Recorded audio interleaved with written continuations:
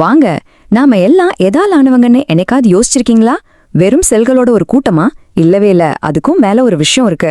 நம்ம உடலோட உண்மையான பில்டிங் பிளாக்ஸ், அதாவது விலங்கு திசுக்கள் பத்தி தான் நாம இப்ப பார்க்க போறோம். வாங்க உள்ள போகலாம்.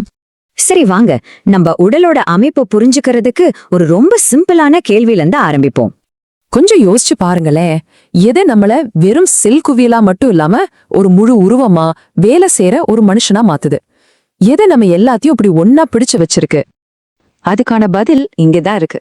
நம்ம உடம்புல பில்லியன் கணக்குல செல்கள் இருக்கு, உண்மைதான். ஆனா உண்மையான மேஜிக் என்னன்னு தெரியுமா? இந்த செல்கள் ஒண்ணுக்கொண்ணு தொடர்பே இல்லாம தனியா வேலை செய்யறதில்ல. அதுக்கு பதிலா டிஷ்யூஸ்னு சொல்ற டீம்ஸா ஒன்னா சேருது. இந்த டீம்ஸ் தான் நம்ம உடலோட ரியல் சூப்பர் ஸ்டார்ஸ். அப்போ நம்ம உடலை உருவாக்குற அந்த சூப்பர் ஸ்டார் டீம்ஸ்லாம் என்னென்ன? வாங்க அதை பத்தி தெரிஞ்சுக்கலாம். மொத்தமா பாத்தீங்கன்னா 4 முக்கியமான வலைகள் இருக்கு. முதல்ல நம்ம உடம்புக்கு ஒரு கவசம் மாதிரி இருக்கிற எபிதீலியல் டிஷ்யூ, அப்புறம் எல்லாத்தையும் ஒன்னா சேர்த்து வைக்கிற இணைப்பு டிஷ்யூ, நாம நகர்றதுக்கு உதவுற தசை திசு, கடைசியா நம்ம மூளைக்கு சிக்னல் அனுப்புற நரம்பு டிஷ்யூ. இன்னைக்கு நாம இந்த முதல் வகையில தான் நம்ம கவனத்தை செலுத்த போறோம். அதாவது நம்ம உடலோட முதல் பாதுகாப்பு அரணான எபிதீலியல் திசுவை பத்தி இன்னும் ஆழமா பார்க்கலாம் வாங்க. ஓகே, இந்த எபிதீலியல் டிஷ்யூல அப்படி என்ன ஸ்பெஷல்? வாங்க இன்னும் கொஞ்சம் டீப்பா போய் பார்க்கலாம். ரொம்ப சிம்பிளா சொல்லணும்னா, இது நம்ம உடம்போட வால்பேப்பர் மாதிரி.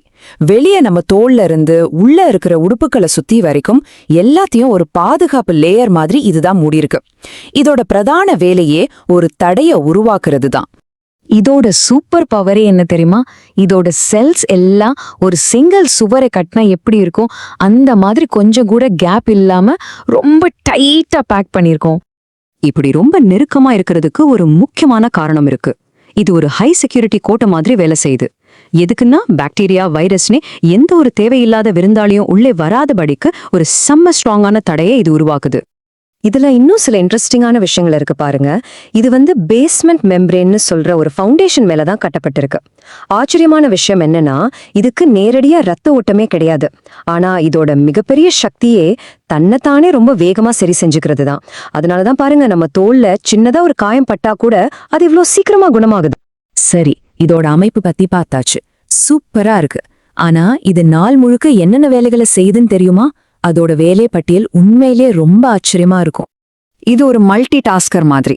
முதல்ல ஒரு பாதுகாவலன் மாதிரி நம்ம தோளா இருந்து வெளி உலகத்துல இருந்து நம்மளை காப்பாத்துது. ரெண்டாவது ஒரு ஸ்பஞ்ச் மாதிரி குடல்ல இருந்து ஊட்டச்சத்துக்களை உறிஞ்சி எடுக்குது. மூணாவதா ஒரு சுரப்பி மாதிரி என்சைம்ஸ் போன்ற முக்கியமான பொருட்களை சுரக்குது. கடைசியா நம்ம உடம்புல இருந்து வியர்வை மூலமா கழிவுகளை வெளியேத்துது. அப்போ இந்த எல்லா வேலைகளையும் ஒன்னா சேர்த்து பார்த்தா நமக்கு என்ன புரியுது? நிச்சயமா இது நம்ம உடம்ப மூடிட்டு இருக்கிற ஒரு வெறும் கவர் மட்டும் இல்ல. இது ஒரு dynamic multi tasking super star. நம்ம உடலோட பாடி கார்டு, எது உள்ள வரலாம் எது வரக்கூடாதுன்னு முடிவு பண்ற ஒரு கேட் கீப்பர், அப்புறம் டேமேஜ் ஆனா சரி பண்ற ஒரு மெயின்டெனன்ஸ் டீம். இது எல்லாமே இந்த ஒரு திசு தான். அதனால இனிமே உங்க கையை நீங்க பார்க்கும்போது அது வெறும் தோல் அப்படின்னு மட்டும் நினைக்காதீங்க. அதுக்குள்ள ஒரு பாதுகாவலன், ஒரு கேட் கீப்பர், ஒரு ரிப்பேர் ஸ்பெஷலிஸ்ட்னு ஒரு பெரிய படையே நமக்காக வேலை செஞ்சுட்டு இருக்குன்னு ஞாபகம் வச்சுக்கோங்க. நம்ம உடலோட இந்த முதல்நிலை பாதுகாவலன் எவ்வளவு முக்கியம்னு இப்போ உங்களுக்கு புரிஞ்சிருக்கும்னு நம்புறேன்.